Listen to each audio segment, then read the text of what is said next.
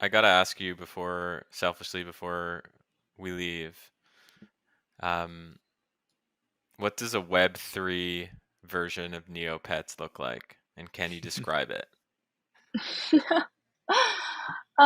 Yeah, that's a really, really good question. Um, I haven't thought about this. I think Neopets was essentially a play to earn game before the term play to earn actually existed. So there was an in-game currency called Neopoints that you would earn by taking various actions. You could earn it through investing in their virtual stock market. You can earn it by selling items in your shop or by playing games. Um, but that in-game currency was just that. It was an in-game currency that had no connectivity to like US dollars. There was no way to Mm. like actually take that Neopoint and like convert it to any fiat currency.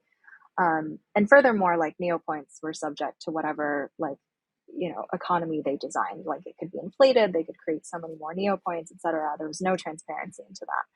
So I think the Web3 version of Neopoints, there's probably lots of lessons to be learned around designing play to earn economies. I think someone's going to crack this actually. Like so far, the play to earn games that we've seen take off haven't had exactly sustainable tokenomics, but I think in this next cycle, someone is going to crack that and design a game economy that is actually sustainable and functions. And Neopets was really, really amazing because there were both ample ways to um, earn Neopoints, but there were also a ton of different ways to spend your Neopoints. So you could spend them on items, you can Mm. spend it like upping the attractiveness of your pet, painting it into different colors, etc., buying furniture for your virtual home. Like it was really this very expansive virtual world and economy. And I think that holds a lot of lessons for game designers Yeah. to both like create the mechanisms for earning, but also to make sure that people have ways to continue to spend and therefore Mm. demand the token on a long term Yeah. basis. I have two cut through the noise. Like I know nothing about play to earn outside of my like general reading and whatnot. Like I've never built anything in the space, but I have two like simple rules that I think need to exist for someone to build a thriving play to earn game. Number one, people have to get utility from playing, not just from making Mm-hmm. money. Like there has to be people who play because they love it, like you love Yeah. Neopets. And number two, I think there needs to be outside dollars coming into the system, not from Yes. gamers. And the way that I think that happens is like Neopets. Oh, maybe my guy can wear Nike shoes in Neopets, and so Nike is excited to like put their brand in this. And there's like all of a sudden brand dollars or outside dollars and ecosystem dollars coming into this environment. And I think the combination of those two creates a much more sustainable environment because now I don't just rely on effectively Ponzi economics of like new dollars coming in to fund returns to Mm. old money.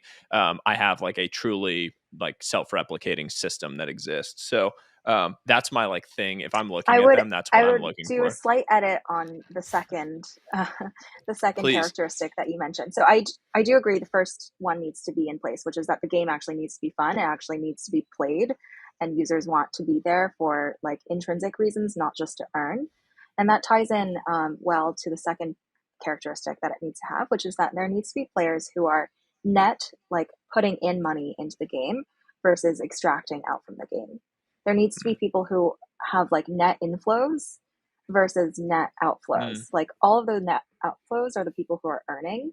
But there needs to be another contingent of players, which does exist in most games. It's the whales who are spending more money than they earn out. And that is the only way that the economy of the game can be in balance without necessarily relying on the Ponzi-nomics of new players depositing money in. Therefore, like earlier players can cash out. And so it needs to perpetually grow. Otherwise, it collapses. So it needs to get those players, like that segment of whale users in the game, mm. paying to enhance their experience and being happy to pay like on a net basis, depositing money into the game's economy for it to work. Lee, do you think the winner of this play to earn ecosystem is gonna look primitive, like a Neopets? Like when you went to Neopets, it like felt pretty primitive, web-based. Um, or do you think it's gonna be from a AAA game studio? Like, is it gonna look more like Fortnite, or is it gonna look more like Neopets? Hmm. That's a good closing question, Greg. I have an answer. I have an answer, but I'm curious Lee's perspective? I think you can do a lot with a really primitive game. Hmm. I don't think a game needs to be so visually fancy to compel the two characteristics that we just mentioned. I think you can get there with pretty simple game dynamics, like what Neopets had. Neopets was literally playable on a dial-up modem. And so I think those are the games that are going to figure it out first in advance of the AAA games that probably will take 5 years to come out. I like it. Greg? I think I'm with you, Lee. I think the vibe I'm hearing from a lot of game developers right now and game designers is it needs to be this AAA crazy metaverse 3D. Let's go take 3 years and raise $100 million and build this crazy ecosystem. I think it's going to look way more like Neopets than it is Fortnite initially. All right. I'll take the other side of this bet just because I don't want to have 3 people agree with it. I think it's going to come from a AAA game developer. But do you believe in that?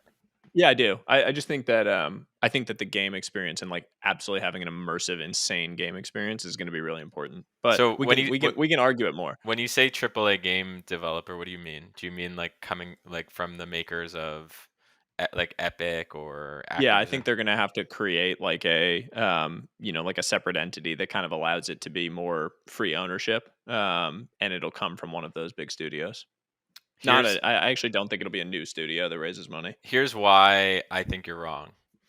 So if you look at what happened with Ubisoft created was going to do some NFT dynamics in one of their games. They used the most green blockchain, Tezos, which basically is super green.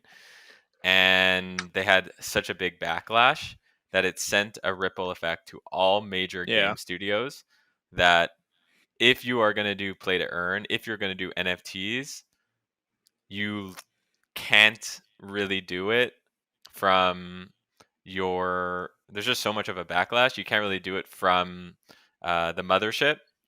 It has to be like an independent game studio. Yeah. It has to be like. I take that point. Yeah, I think that's true. Like there's a big hold up like around the terminology, and the gaming community doesn't love it. So I hear you. I'm happy to debate this further. I think it'll be interesting to see. Maybe they'll set up a separate entity that's like a shell company or something like that. People are creative. That's what's gonna happen. Lee, thank you so much. This was awesome. Super excited to release this. You're amazing, and people can find you on Twitter and your writing, and they should check out Variant Fund as well because you guys are up to some amazing things. So we look forward to having you back on in the future. Thank you so much for joining us.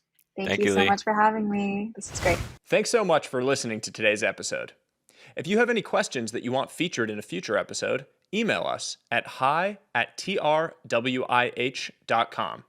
Leave us a review at Apple or Spotify to help us grow the reach of this podcast. Until next time, we will see you soon. Sip a cup of tea. Never let the world be broken in the